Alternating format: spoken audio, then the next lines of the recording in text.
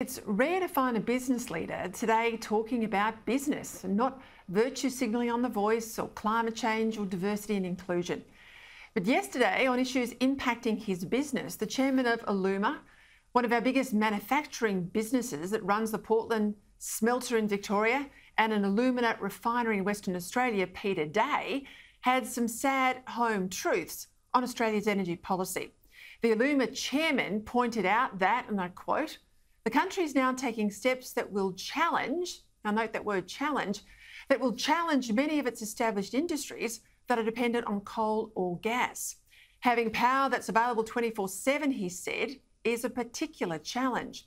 Transition plans in Australia, he said, that is, plans for the transition to renewables, are, and I quote, currently not addressing the issues of backup capacity adequately, given battery technologies do not currently provide a viable long-duration backup solution. For example," he said, "the largest battery currently in Australia could power half the Portland smelter for a maximum of an hour." Further, he said actions to reduce carbon emissions that threaten Australia's value-adding industries, which he said are already in the world's lowest emissions quartile, are counterproductive. That's right, counterproductive. And he said would just produce even more emissions in countries that aren't as fastidious about emissions as we are here.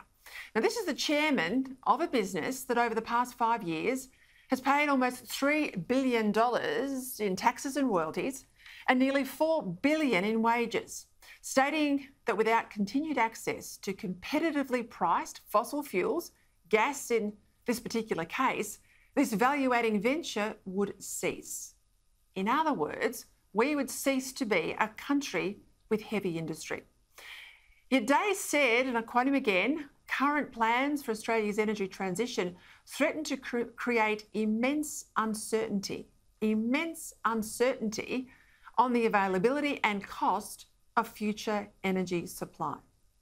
So in plain language terms, the Alumina boss is telling us that we're on a rapid road to de-industrialisation, yet unlike the alarmist speculation about future weather events or hysteria about the barrier reef, his words are buried in the business section of just one newspaper. Now, as you know, I don't oppose reducing emissions as reasonable enough, but not in ways that impose massive extra costs on consumers and ways that weaken us compared to places like China, which never put emissions reduction ahead of economic and military strength. At some stage, we'll have to wake up to the fact that we can have much lower emissions or a first world economy, but not both. Let's hope our leaders will soon wake up to this too and ensure that we don't lose any more coal-fired power until there's a reliable alternative in place and that we green-light the new gas fields we need for ourselves and, of course, the allies that depend on Australia.